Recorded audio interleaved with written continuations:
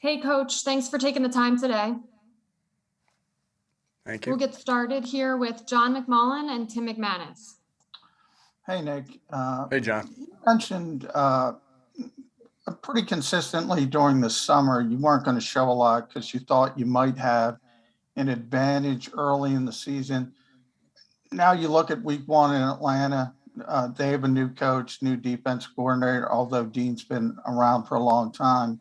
How does that kind of work both ways? And the fact that new system there, new system with you guys. I think it's to both of our advantages. I mean, they got it. I'm imagining they thought the same thing that we did. It's pretty common on new staffs. So, they have, they haven't showed some things either, right? And so we just got to go back and look at tape and of maybe of our time in the past. But again, not a lot of film on either of us. But Dean has called some plays, and he's a really good Coach Pease is a really good defensive coordinator. He's been a good defense coordinator for a lot of years. Go ahead, Tim, and then Dave Zangaro. Hey, Nick, when Zach Ertz's fate was kind of in limbo this offseason, how influential were you in making sure it broke in a way where he stayed on the team this year? I mean, did you express to management that you wanted or needed Ertz on this team this year? Everything we do is in the best interest. That's of our organization, and that's everything's a joint effort in what we're doing with Howie and his staff and my staff. So of course, the better players you have, the better coach you are. So Zach's a great football player. As I've gotten to know Zach, he's a great person as well. And so the more football players we have on this team, the better players we have on this team, the better we're going to be. So that's no exception there with Zach because he's a heck of a player, and we're sure glad that we have him on this team. Go ahead, Dave, and then Martin. And Nick, I know Devonta Smith obviously seems to be a pretty mature and level-headed guy, but with him being a first-round pick and the expectations that come with that, do you ever feel the need to talk to him about those things and make sure he's level-headed about it? Yeah, really what we just talked today about embracing our role on the team today and just, what is your role, embrace your role. And Devontae's going to have a big role on this team. So we talk about that all the time. Just so we talked about the role today. That was one thing just with everybody. And then what are the things, other thing that we've talked about a lot with our team is what are the things that are going to prevent you from getting better every single day? Because that's the goal at the end of the day is just continue to make these gains of getting better every single day because that's going to lead you to where you want to be. And so, that's one of them, right? Just to stay level-headed, know that you got to come to work every single day, regardless of what you did the day before. That's also similar to what we talk about when we talk about dog mentality. So there's a lot of messaging that we give and we talk about that our guys know that are important to us and really – as a coaching staff and important to us in this building, and I think they know that, and I think there's definitely not a day that goes by where I don't kind of go over those things with them. Excuse me. Go ahead, Martin, and then Rob Motti. Hey, Nick.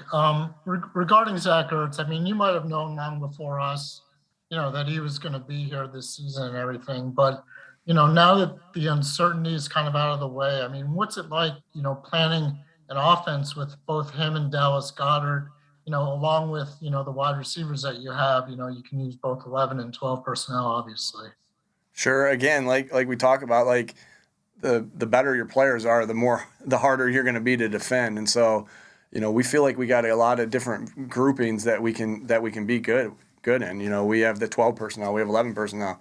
We have some other personnel that were, 21 personnel, 13 personnel. There's different things that we can do personnel-wise because we have, good players on this roster. Credit to Howie and his staff. So really excited to game plan. As obviously we've been game planning already, but, really excited to game plan and continue game planning for a guy like Zach Ertz.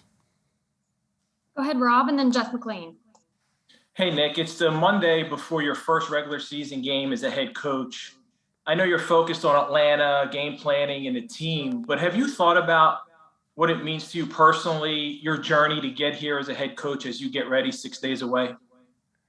Yeah. So, Rob, I'm going to say the thing I'm going to say is, hey, I'm worried about Atlanta and only about Atlanta, and that is true. But it is special to me. I come from a coaching family, and it definitely is special to me that I'm going to be my first game as a head coach this Sunday.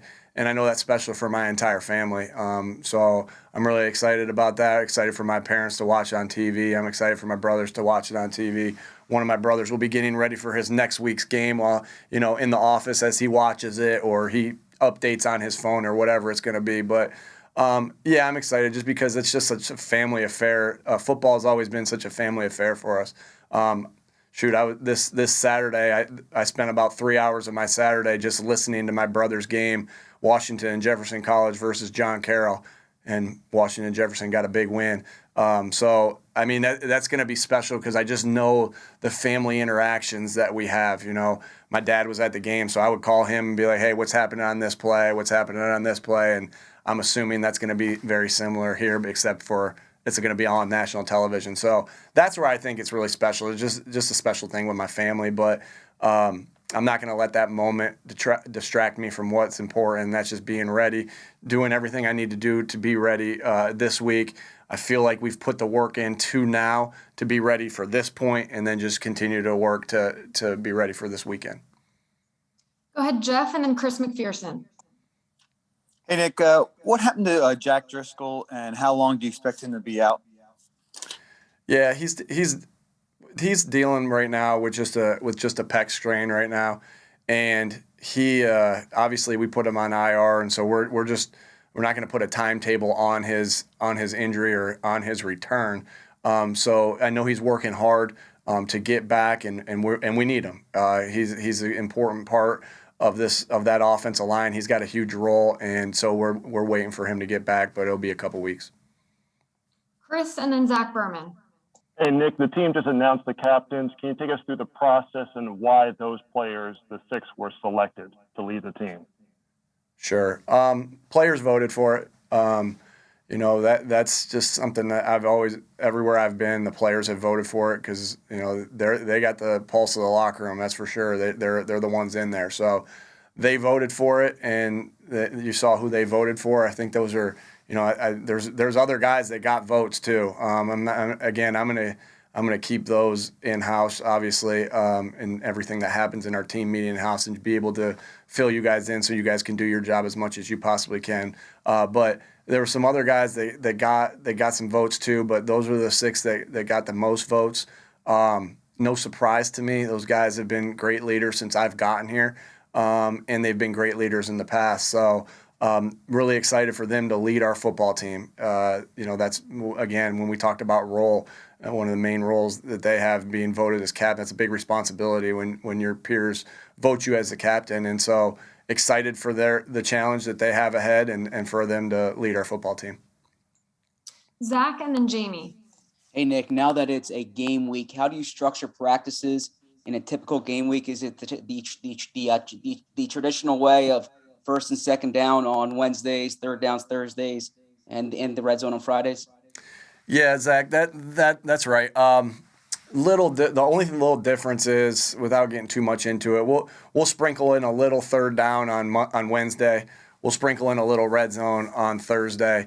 So again, when we get to Thursday and it's a heavy third down day, there's a little bit of a review also, and the same thing with red zone. So very similar to what you're saying, just a little bit of a sprinkle in of third down and red zone. So we get just an extra day with those two, with the plays that are kind of staples for us. Jamie and Chris Franklin. Nick, you talked last week about having goosebumps and being really excited here for your first game. And you were just saying, as a son of, and someone that comes from a family of coaches, can you talk about the dreams you've had of this moment? And like, what do you think it's going to feel like when you're standing on that field before the anthem, getting ready to coach your first game? And what can we expect a Nick Sirianni team to look like week 1? Yeah, again, I can't let the moment, of course I'm excited. And I'm really excited again for my family. Excited to be in this role, obviously.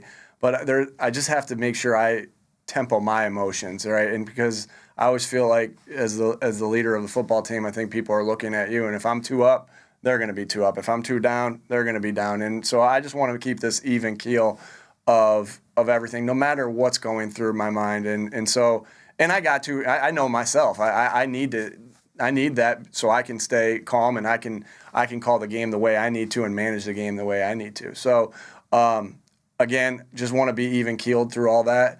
I'm sorry, what was the second part of your question? Nobody really knows what to expect. What should we expect to see out of a Nick Sirianni team week 1?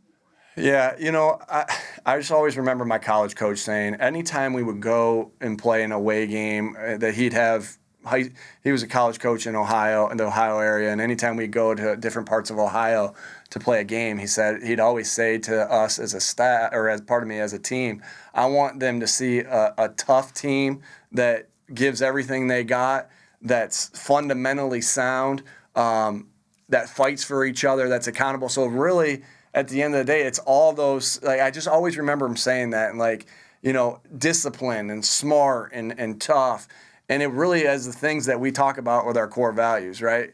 I want to see it. So I really want to see us being a team that connects. When we're in the end zone and when we get an interception or when we get a fumble recovery or turnover, like, I want to celebrate together amongst, and then I want to compete. I want to see a team that's fighting, and that's part of toughness, right? And accountability, and football IQ. I want to see a smart team out there in situational football and knowing what to do and not having mental errors and knowing their opponent and who they're playing. And then biggest one to me that I always want people to see in our football team is fundamentals, because again, this is something that I talked about from the beginning, that teams that play with good fundamentals, they win one-on-one matchups. And every coach that I brought in here was brought in here because I believe that they could teach fundamentals and get guys better. And so all those 5 things, particularly even a little bit more emphasis even there on that fundamentally sound thing. We'll go to Chris and then Ed. Hey, Nick, you mentioned Dean Pease earlier in his press conference. And in the past, his defenses have liked to blitz from several spots on the field. Does having a team that likes to send corners and linebackers, safeties from all those different parts of the field change how aggressive you're going to be, like when taking shots down the field, or even your play calling as a whole? We just have to be ready for it.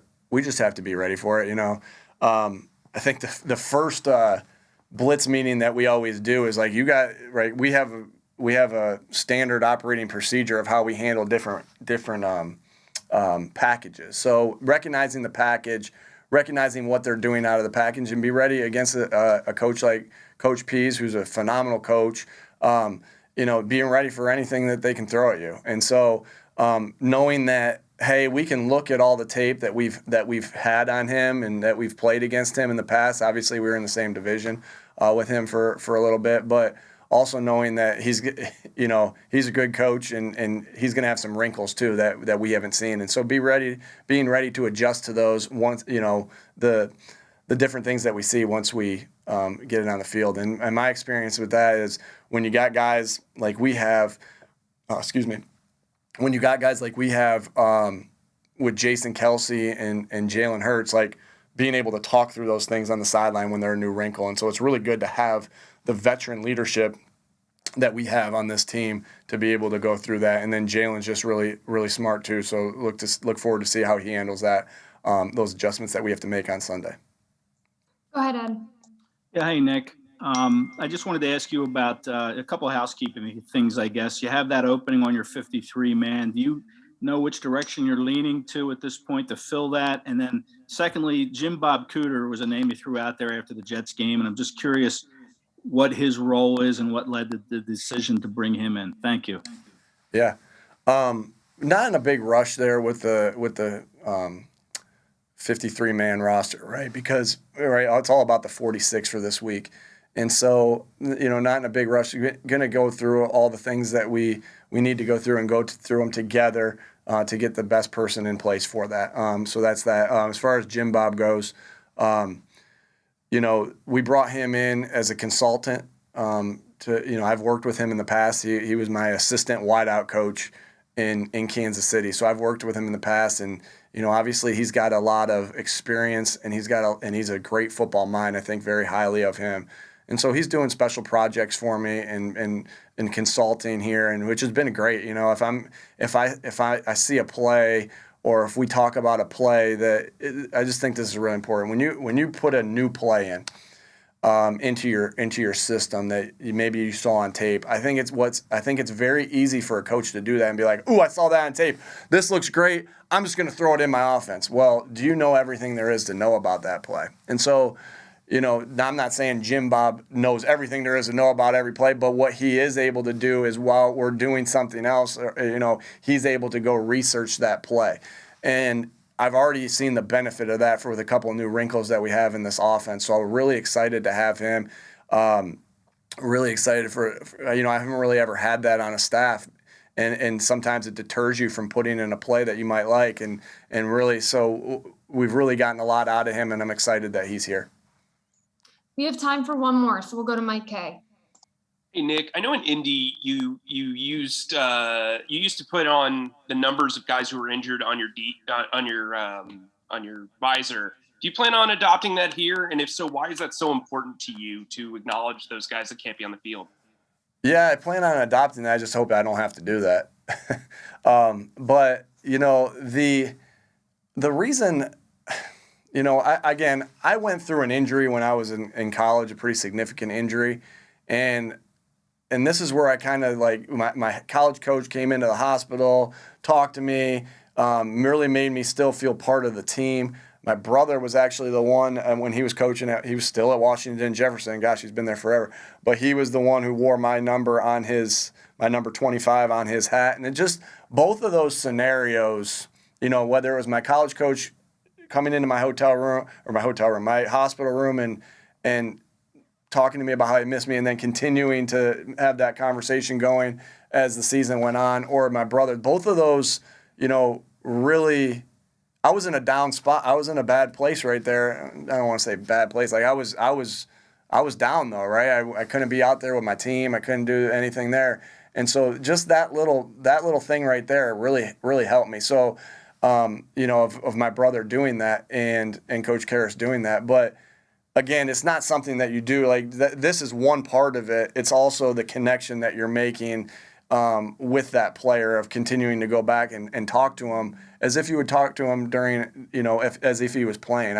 That's our number one core value, is connecting. And it's so important as a team. And that's just not, you don't just connect with guys that are playing on Sunday, right? You connect with the guys that have went through everything that we've went through till now to get ready. So hopefully I won't have to put any of those numbers on my hat, but you'll know what they mean when I do, if I do. All right, thanks for the time, Coach.